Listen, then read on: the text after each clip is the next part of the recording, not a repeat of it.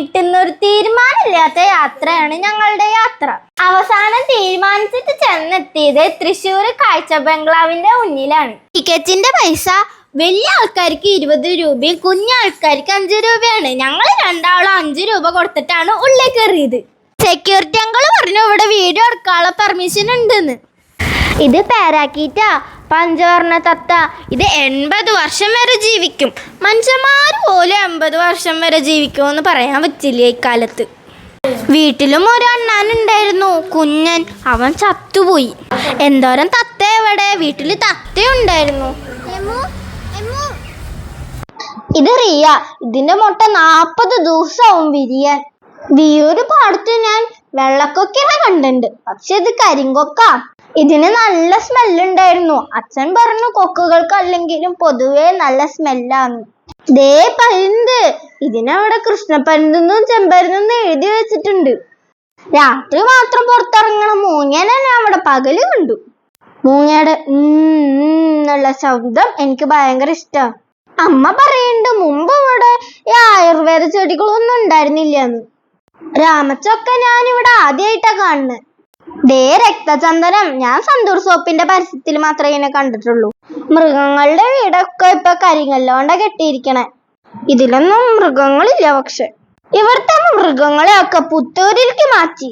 ഈ മുള്ളമ്പന്നികളെ വീടിന്റെ അവിടെ ഇടയ്ക്ക് ഓടണ കാണാറുണ്ട്. ഇതിന്റെ മുള്ളൊക്കെ നല്ല വിഷാന്ന് പറയണ കേട്ടിട്ടുണ്ട്.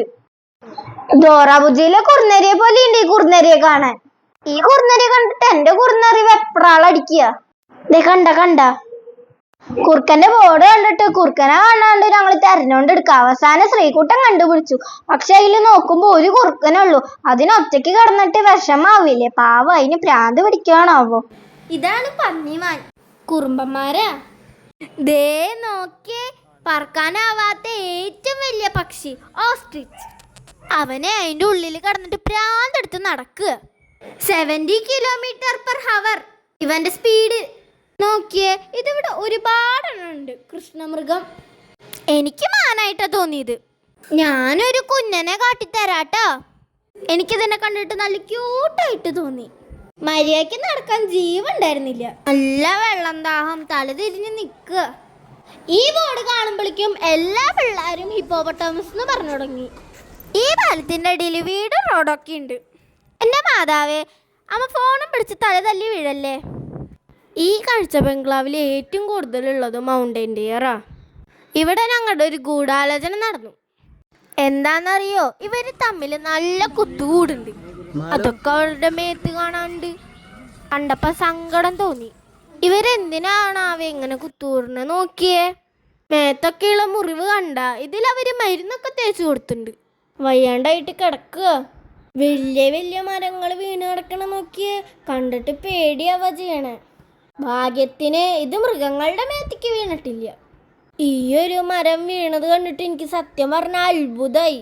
ഇത്ര ആൾക്കാർ ഇവിടെ കൂടി നിൽക്കണത് എന്താണെന്നറിയോ? അതെ, അവൻ തന്നെ, ഹിപ്പോപ്പൊട്ടാമസ്. 45 മിനിറ്റൊക്കെ തല വെക്കാണ്ട് വെള്ളത്തിന്റെ അടിയിൽ കിടക്കുന്നു.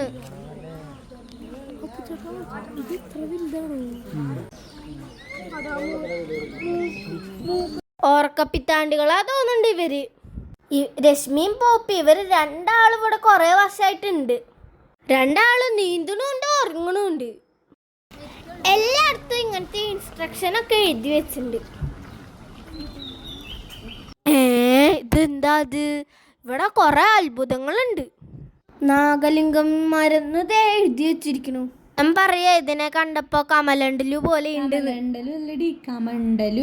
ആ, അമ്മ പറഞ്ഞ തന്നെ. അച്ഛൻ പറഞ്ഞു ഇനി വീണ് കിടക്കണ ലൈറ്റ് ഒന്നും ശരിയാക്കില്ലാന്ന്.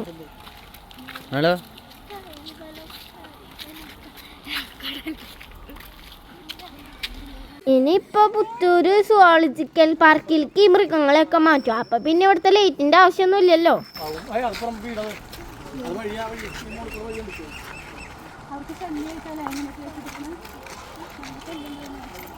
ഇവിടെ ആദ്യം മുതലുണ്ടായിരുന്നു, ഇപ്പൊ ഇതിനെ കാണാനില്ല. മൃഗങ്ങളെക്കാട്ടിലും സ്മെല്ല് പക്ഷികൾക്കാന്ന് തോന്നുന്നുണ്ട്.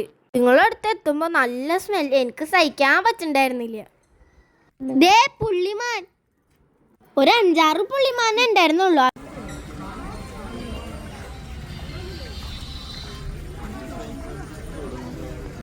മരത്തിനെ കുറിച്ചുള്ള അവലോകനായിരുന്നു. പിന്നെ ഈ മരത്തിന്റെ വലിപ്പം നോക്കിയേ, എത്ര വർഷം പഴക്കണ്ടാവും. ആ കെട്ടിയിരിക്കണ തിണ്ടൊക്കെ പൊട്ടിപ്പൊളിഞ്ഞു പോയി. കൊച്ചി രാജാക്കന്മാര് ഉപയോഗിച്ചിരുന്ന ബോട്ടാണിത്. ഇത് നോക്കിയേ, ഇടക്കണ്ണിട്ട് നോക്കണ കണ്ട കള്ളൻ.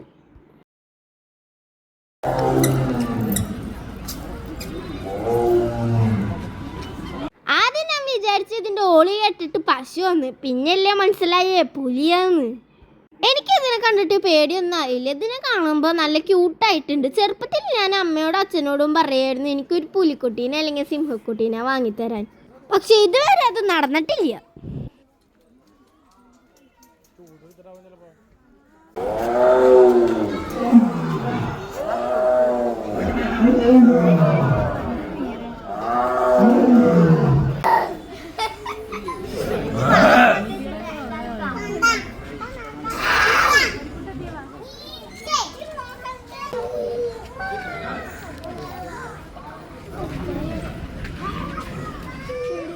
ഇവർക്ക് ഫുഡ് പോലും കൊടുക്കരുതെന്നോടെ എഴുതി വെച്ചിട്ടുണ്ട്. നമുക്ക് അപകടമാണെന്നാണ് ഇവർ പറയണത്. കാർണിവോറസ് ഉള്ളിടത്തൊക്കെ സെക്യൂരിറ്റി ഗാർഡ് ഉണ്ട്.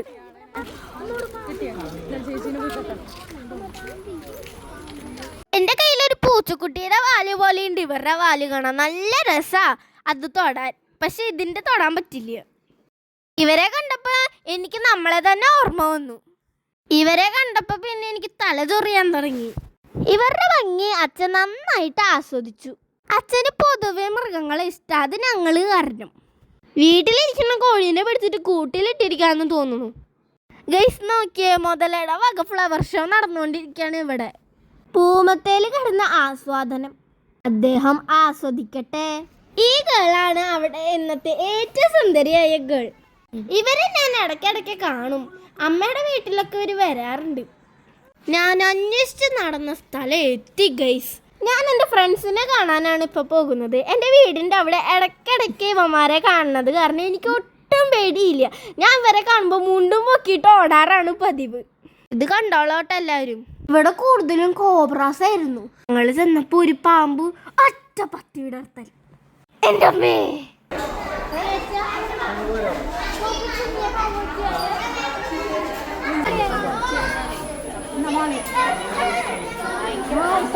പൊക്കോ പൊക്കോ മാള് പൊക്കോ.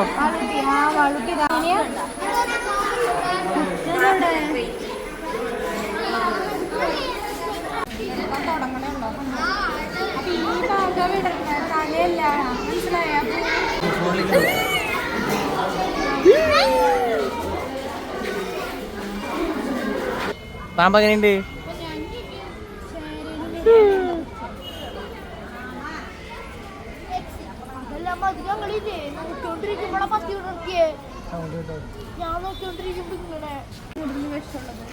ഏതാ? അമ്മ രണ്ടേയും പാമ്പുകളെ കുറിച്ച് പഠനം നടത്തിക്കൊണ്ടിരിക്കുകയായിരുന്നു. അച്ഛനും അമ്മേനെ കൂടുതൽ പഠനം നടത്താൻ സമ്മതിച്ചില്ല. അമ്മ പറയാ അച്ഛനാണ് അമ്മയുടെ വായനാശീലം നശിപ്പിക്കണതെന്ന്. ഞാനൊരു ഐസ്ക്രീം ചോദിച്ചു. അപ്പൊ അവര് പറയാ സാമ്പത്തികമാന്യാന്ന്. പിന്നെ ഞങ്ങൾ യൂട്യൂബർ ഫോട്ടോസ് എടുത്തോണ്ടിരിക്കുക. എല്ലാ ഫോണും ഉപയോഗിച്ച് അമ്മ ഏത് ഫോട്ടോയാണ് ക്ലിയർന്ന് നോക്കിക്കൊണ്ടിരിക്കുക.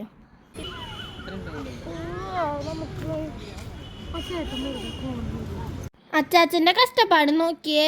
എല്ലാരും അവിടെ ഇവിടെ ഇട്ട വേസ്റ്റ് അച്ചാച്ചൻ പറക്കുക. പാവം. ഞങ്ങളുടെ കയ്യിലുണ്ടായിരുന്ന ബോട്ടിൽ ആ ചാക്കിൽ കൊണ്ടുപോയിട്ട് കൊടുത്തു. നമ്മളെ പറയുന്ന ഭാഷ ഏട്ടനോ, നമ്മളൊരു ഏട്ടനെ കണ്ടു. ഏട്ടന് നല്ലോണം പണി. ഏട്ടനെ കണ്ടു. ഏട്ടന് നല്ല പണിയുണ്ടായിരുന്നു.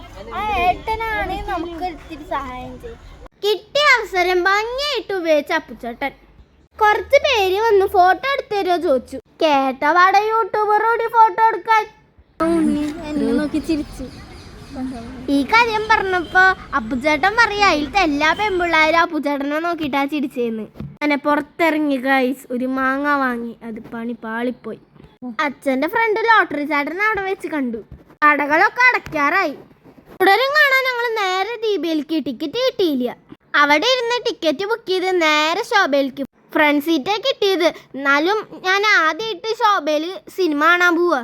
ബ്ലോക്ക് കൊണ്ട് ബ്ലോക്ക് ആയിരുന്നു. 7:15 സിനിമയ്ക്ക് 7:13 അവിടെ എത്തി. ഇപ്പൊ ഓടിക്കൊണ്ടിരിക്കുക. മാളു സമയമില്ലാത്ത നേരത്തെ ഐനോക്സിന്റെ ഉള്ളിൽ കയറണമെങ്കിൽ ഇവിടെ ചെക്കിങ്ങാ. അവിടെ 1 2 3 4 5 6 സ്ക്രീൻ ഉണ്ട്. ഞങ്ങൾ അതിലത്തെ 3ാമത്തെ സ്ക്രീനിലാണ് സിനിമ കാണാൻ കയറിയത്. അതും ഫസ്റ്റ് റോല്. മരണമാസം ഞാൻ കൈപ്പറമ്പിൽ നിന്ന് കണ്ടിട്ടുണ്ടായിരുന്നു.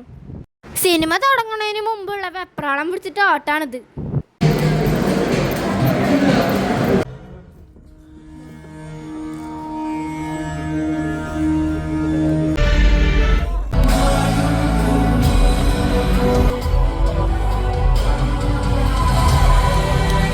സിനിമ കഴിഞ്ഞിട്ട് കണ്ടുപരിചയമില്ലാത്തൊരു സ്ഥലത്തിൽ കൂടെ ആയിരുന്നു ഞങ്ങൾ പോയത്. ഒരു അണ്ടർഗ്രൗണ്ട് പോലത്തെ ഒരു സെറ്റപ്പ് ആയിരുന്നു.